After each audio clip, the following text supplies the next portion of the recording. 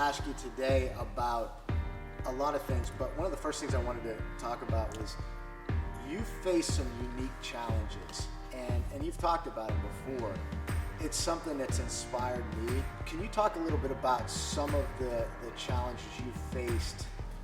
Yeah, I was diagnosed with cerebral palsy when I was 18 months old, and I have mild cerebral palsy that affects the right side of my body.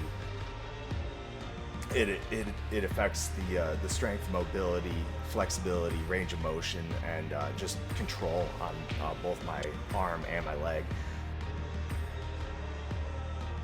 I remember when I was younger, growing up, obviously this happened when I was 18 months old. I was diagnosed. I don't remember the doctors telling my parents this, but they told them that they weren't sure if I was going to be able to walk. Because the reason they went and got me diagnosed is I was still crawling at the time. And about 2 weeks later, I started walking, and my dad said, he's like, yeah, you don't care what anybody says, you just do whatever you're gonna do. Growing up, I went through, like most kids with any type of physical disability, went through some like mild PT from about, I think, 5 years old till I was 9.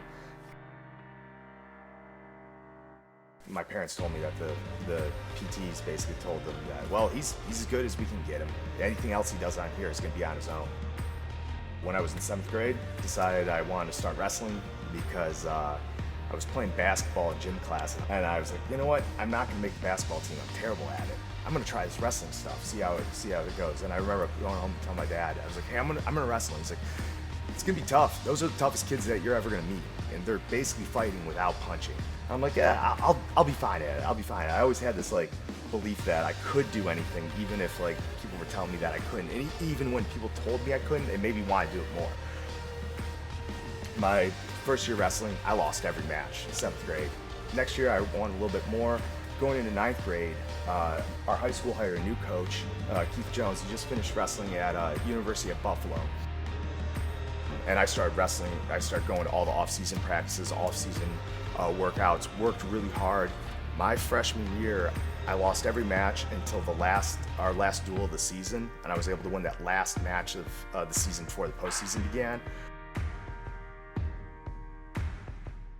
I was watching an MMA fight with a couple of my friends, and I saw it was Shogun versus Henderson, and I was like, I need to do that. I need to do that. I got to do that. And my friends thought I was crazy because this was one of the bloodiest fights we'd ever seen. And I go home, I'm starting to Google schools and stuff, and I find there's this school in Robinson that has a Renzo Gracie Jiu-Jitsu program with Warren. And I was like, oh, I gotta check that out. And my one friend that was gonna do Jiu-Jitsu with me, he was like, I don't know, that's a little far away. There's another school that we should check out. We went and checked out the other school first. And the instructor told me, he's like, oh, you wrestled. We gotta break that out of you. You're gonna have some bad habits from wrestling. I'm like, okay, that doesn't make it. I'm like thinking to myself, that doesn't make any sense. Every UFC champion does both jiu-jitsu and came from a wrestling background, so that doesn't make any sense. And I looked up jiu-jitsu and wrestling, and then Warren's name came up. So I was like, oh, well, this guy has to be the guy to go learn from. Met him, and that's kind of how I got started in jiu-jitsu with Warren, with Stout PGH that used to be Renzo Gracie Pittsburgh 10 years ago. But yeah, so that's how I got started though. I know we've been training, you and I have been training a lot in jiu-jitsu. What are some things that you're thinking about, some goals that you have now as far as a competitor? I've yet to win an IBJJF match. So that's like the primary goal for me right now, is win a IBJJF match.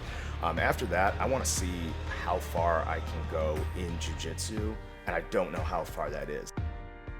How has that having to work extra hard, having to overcome a disability, how has that influenced the way that you coach other people when they are coming up against a roadblock or something that's limiting them? I've had wrestling coaches and jiu-jitsu coaches that are just freak athletes and things come easy to them, and they're like, oh, just move your foot over here, that's really easy. And it's like, it's not as easy for some people that aren't as athletic, and I see that, so I try to really break down how to move for somebody that is not an athlete. For somebody that's brand new, the number one thing I think, and I think it has nothing to do with what we do, it's the overall perception of what we do in the general society and community around us, is the idea that it's going to be scary or intimidating. And trying anything new is scary and intimidating, of course. But I think that the biggest step is come through the door. How do you think about believing in yourself when other people doubt you? I remember when I was a little kid, 4 years old, I was telling my dad, I'm going to be a Major League Baseball player. My dad would tell me, you can do anything you set your mind to. You just got to put the work in yourself. No one's going to help you out. And you got a added disadvantage over everyone else. You just got to work harder than everybody else. And that's what I've always thought about.